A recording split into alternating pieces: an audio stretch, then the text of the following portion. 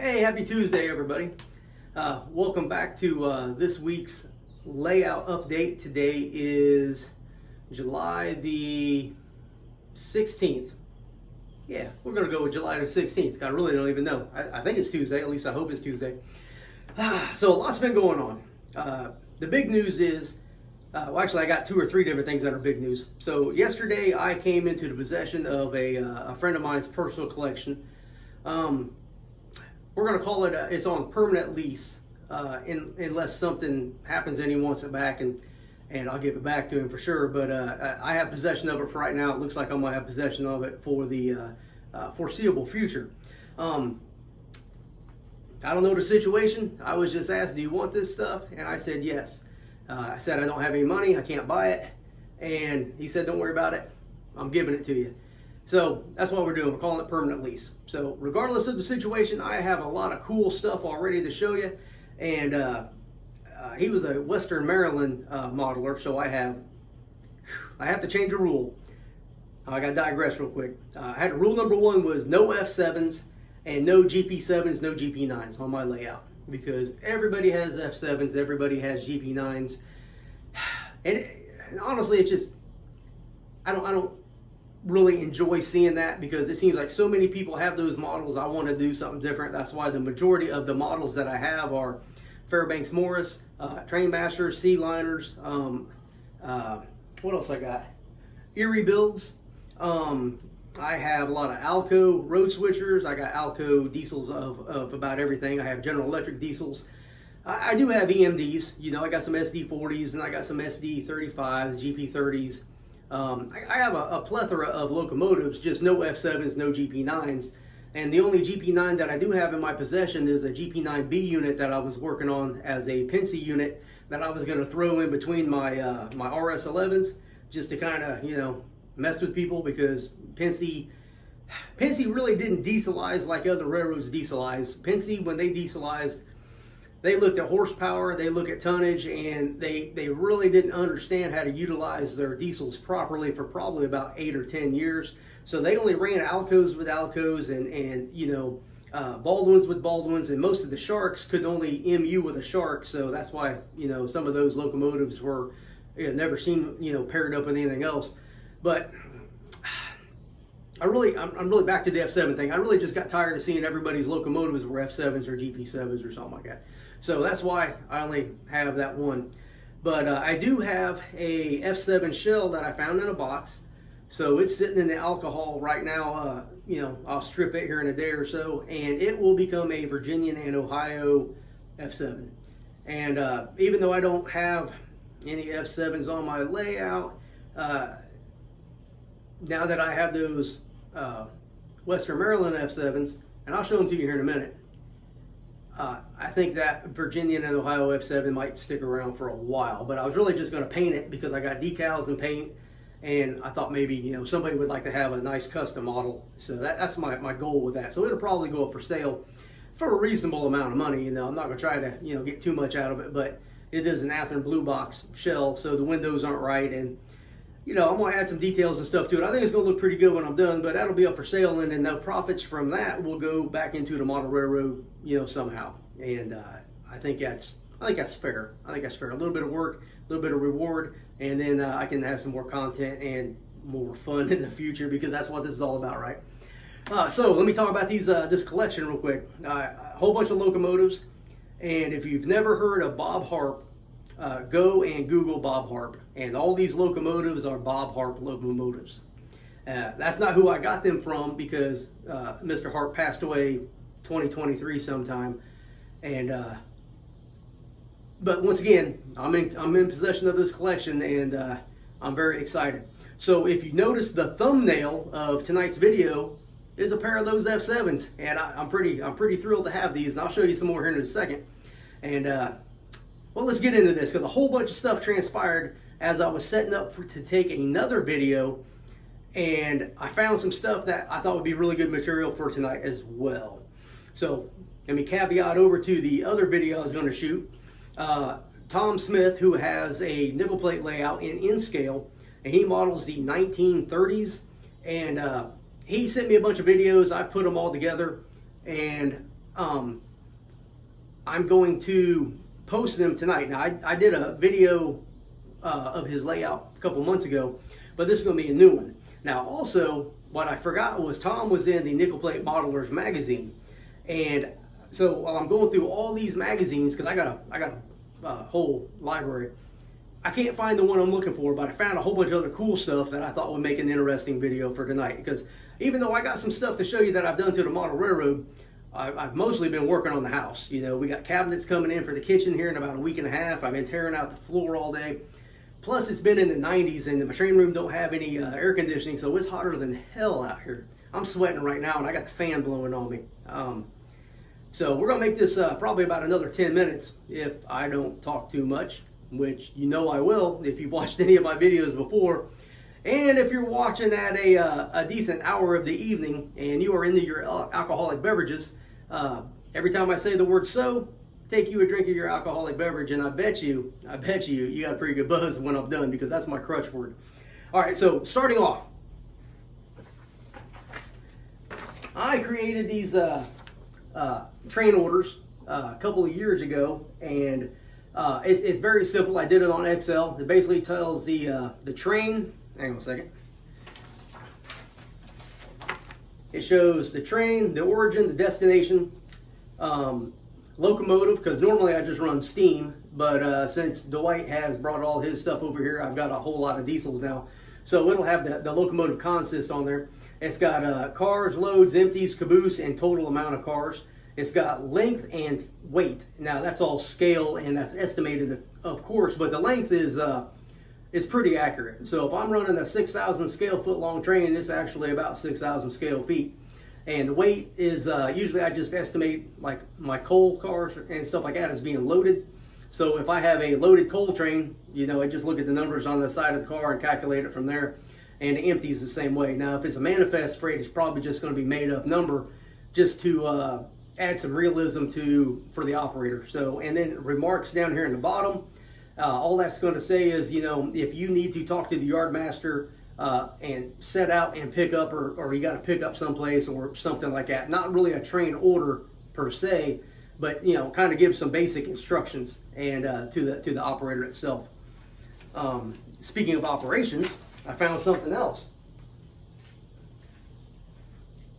Here is a nickel plate form that is an actual nickel plate form, and these are pretty old. I got a whole like pad of these, I guess you'd call it, and these kind of came off, but I've copied these, and this is basically your train lineup. So whoever is dispatching will have something like this to document trains and lineup and locations and stuff like that. I think that'll be pretty cool. Especially I'm using an actual form that I'm just going to copy and print out. I think that's pretty neat. If you're interested in this, let me know and I'll email you a copy of it. And my email will be in the description on all my videos from now on. I think I've been putting it in there the last couple, but it's HO Scale Model Trains 2022 at Gmail. So if you, take a drink. If you're interested in this, let me know. And if you're interested in my other sheet, let me know that also, and I'll send that to you, and maybe you can tweak it and use that for your model railroad itself. Now, back to my friend Tom. He's doing some work to his layout, and he may be featured in Great Model Railroads magazine. And so while I was pulling out magazines looking for the one with his layout in there, I found this one from last year, and I kind of flicked through it. It's pretty good magazine. So I'm gonna sit down and enjoy reading this here in a little bit. I also found where Alan McClellan had redesigned the Virginian and Ohio back in 2009. I believe this was with Jerry Albers. I think that's his name, Jerry Albers' Virginian layout. So I'm gonna browse through that because, you know, anything V&O I really enjoy. And just another, you know, magazine that I found. And whoever says that, you know, magazines are dead and everything is digital, I feel sorry for you, because I treasure some of these magazines and I really enjoy going back through and reading them. And there's an absolute plethora of information in these magazines, and I think there's something lost when you got to look online. And as we get older, I absolutely despise wearing my reading glasses because I'm in denial. but I have trouble looking at my phone. You know, the screen's only so big, and I can read these, you know, all day long without having my reading glasses on, and I really, really enjoy it. And another surprise was I've been trying to do a little bit of research on the Maumee route, which is another freelance model railroad. What's that guy's name? Danbury? Something Danbury? Bill Darnbury. Darnaby, that's what it is, Bill Darnaby. And what happened? I pulled this out, I just flipped it open, and there it is. So that's pretty cool. So I'm gonna do a little reading about the Maumee route. Once again, it's a freelance railroad. I believe it was, you know, kind of based on the nickel plate and the Wabash. And there's some pretty neat stuff in here. And I'm excited about reading this. I probably read it already. I'm sure I have. But it's something pretty cool that I've been interested in looking for the last couple of weeks and all that. Some of the other big news is in August, at the end of August, I'm going to New Jersey to participate in an operating session with Tony Koester on his nickel plate layout that models the third sub of the Cloverleaf between Frankfort, Indiana and Charleston, Illinois. And I grew up near Charleston, Illinois, so I think this is going to be pretty cool that I can kind of get a glimpse of, you know, what Charleston Yard may have looked like, you know, back in its heyday. So I'm excited about that. And I will take some videos and stuff like that after I ask Tony for permission, because I'm not going up there to video the layout to get views and likes and you know, subscribers and stuff like that. I think this is an opportunity that I'm not gonna say bucket list, but you know, we're only on this earth for so long, and I don't know how old Tony is, and Tony's wife passed last year, so I mean, it's just a matter of time that we have a man of that caliber in our lives that we can interact with. And I'm really excited about going up there and meeting them firsthand. And another thing, Tony has sent me some photos that I have been, I guess, photoshopping in a sense, and I've added some sky backgrounds to them and stuff like that, and he really likes my work. So you may see a cover photo of his layout on Model Railroader, yeah, I think Model Railroader, one of the Model Railroad magazines, in the near future that someone else took, but I tweaked with some Photoshop skills, and I might have a little byline or something like that, you know, Photoshop a little bit by Rob Hale on there, I don't know. But I think it'd be kind of cool. And Tony's a very humble guy, and he respects my work, and that makes me pretty damn happy. And usually if he sends me 2 pictures, I'll send him about 8 or 9 different versions back and let him pick. And his last email told me that, Rob, you make it really hard for me to pick one photo. And that's my goal. So I want every photo that I work on to look incredible, whether it's a sunset, a thunderstorm, or, you know, clear blue sky, or, you know, some hazy clouds or something like that. I think that's pretty cool. And also, I'm thinking about doing a little bit of freelance work for my viewers, my subscribers, and anyone in the model railroad hobby. If you would like some Photoshop done to your photos, where you take a plain blue sky like this behind me, and I can, you know, Photoshop in a sunset or something like that.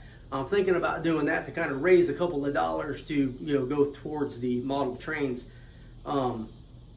If you think that would be something you'd be interested in, you know, leave me a comment, and once again, email me, and we can discuss it. I mean, I'm not talking like $20 a photo or anything like that. If you send me a high-res photo, I'll send you back probably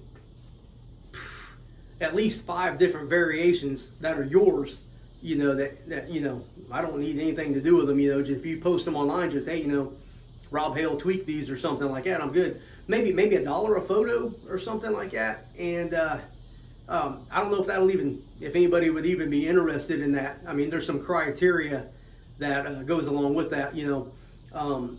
Some things I can literally paint out or erase, and some things I can't. So some photos I can do a lot of good to and do a lot of things with, and there's some that I just can't. And that would be something I would discuss with you if you sent me the photo, and once I look at it, I can tell you I can do this, or I can do this, or this part won't work, or, you know, something like that. So if you're interested in something like that, I will post some photos at the end of this video that are like before and afters. So you'll see the stock photo with like this background, and then you'll see a couple of different versions with different skies in the back, a sunset, a sunrise, something like that. And you know, you be the judge. I mean, maybe they suck and I just think I'm good. I don't know. But I mean, I try to be humble, but I'm kind of an ass at the same time. I think I do some pretty decent work. I wouldn't talk about it or show it off if I didn't. All right, so now, what have I been doing this last week?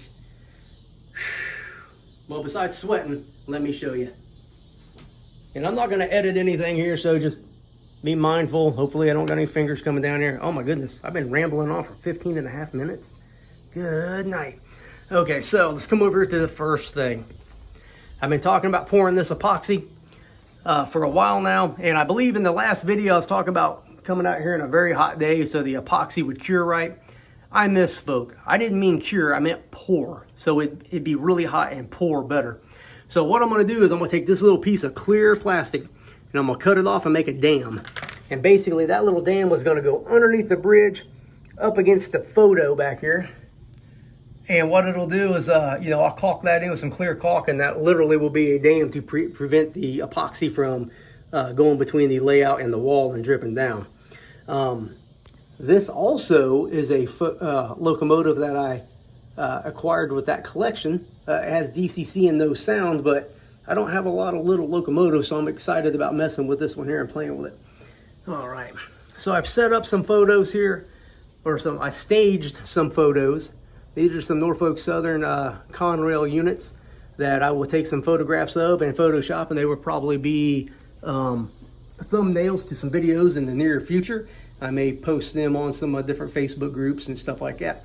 These locomotives were all detailed and modified and whatnot by Dustin Witten. He's a friend of mine. He's been on a couple of podcasts and been in a couple of magazines as well. Here's a boxcar that I got with that collection. I need to do a little bit of work, but I really love the way it looks. I just need to tweak the wheels a little bit and put on some parts that have broken off.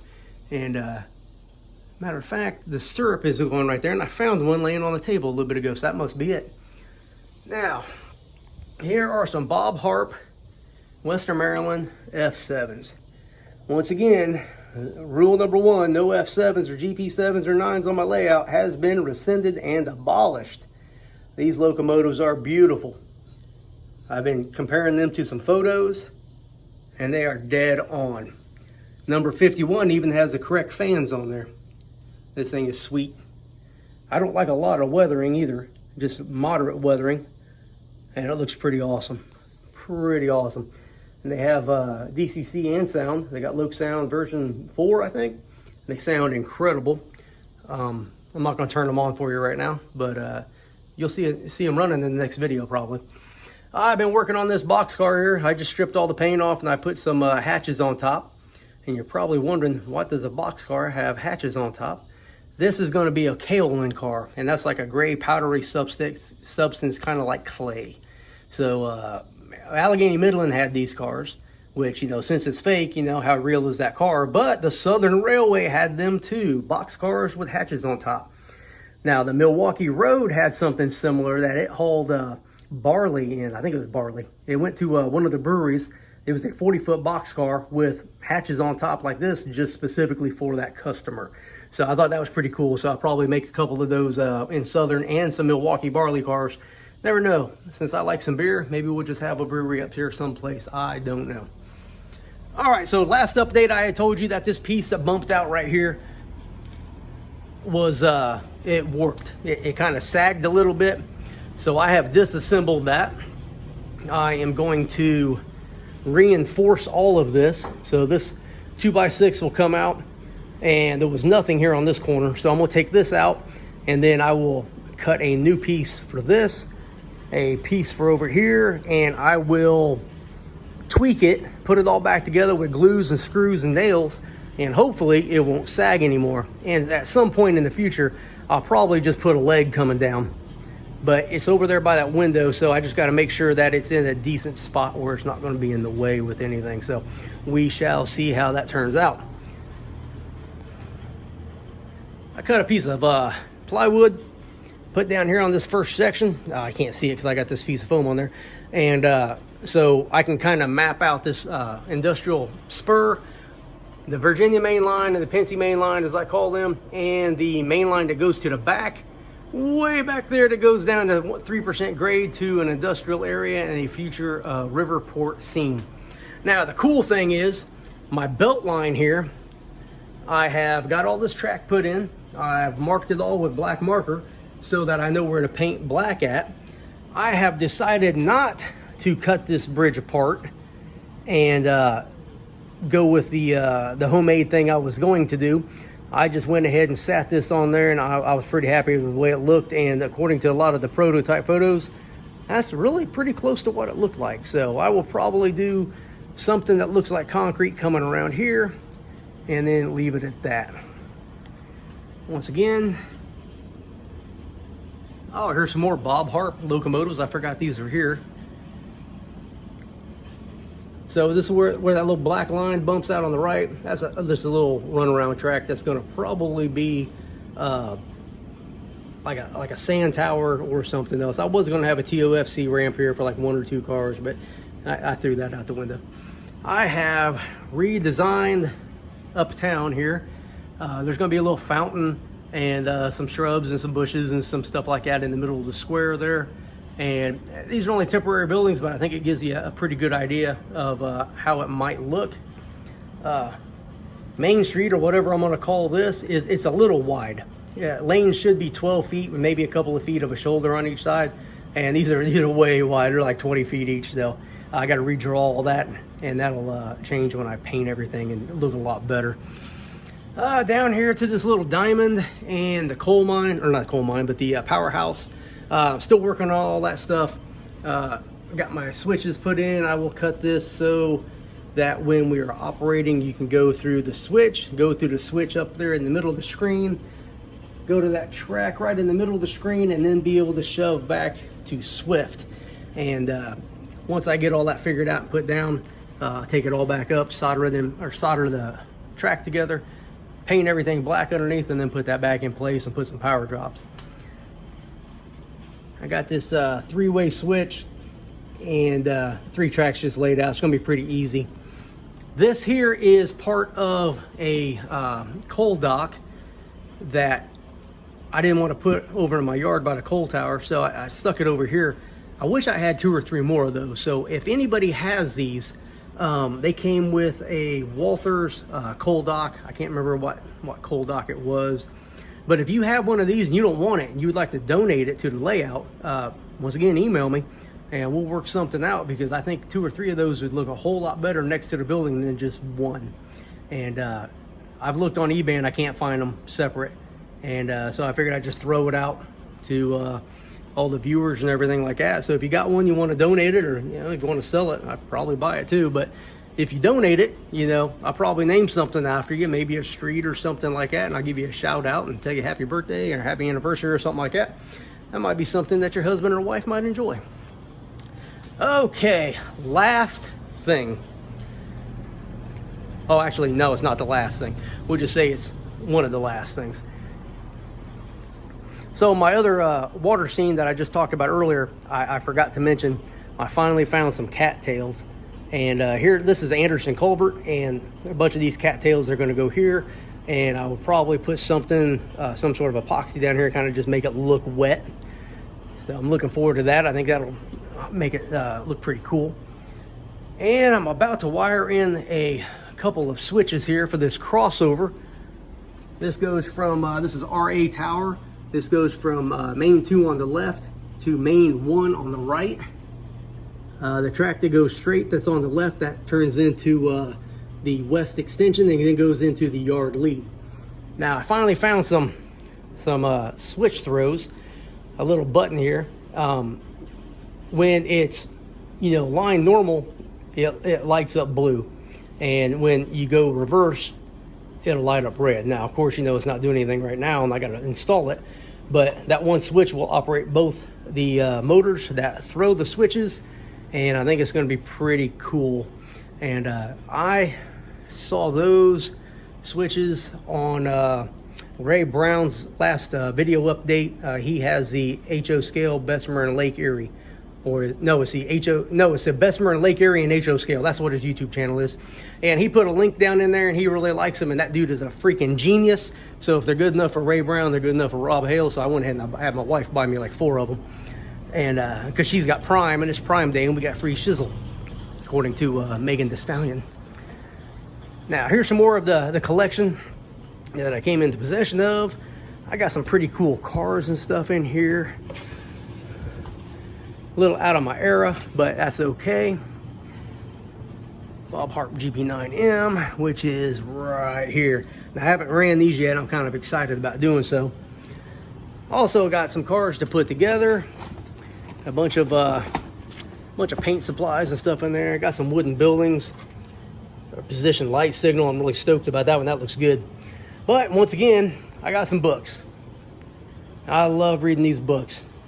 Now, every time I put these 2 books, the Allegheny Middle and the V&O story or whatever it's called, on my shelf, within about 20 minutes, I take it right back off. So I usually just leave it out, and it's usually by my bed or something like that. I got my plywood here, my Luan, and I got it marked. I don't know if you see that black mark there, but I got to cut that.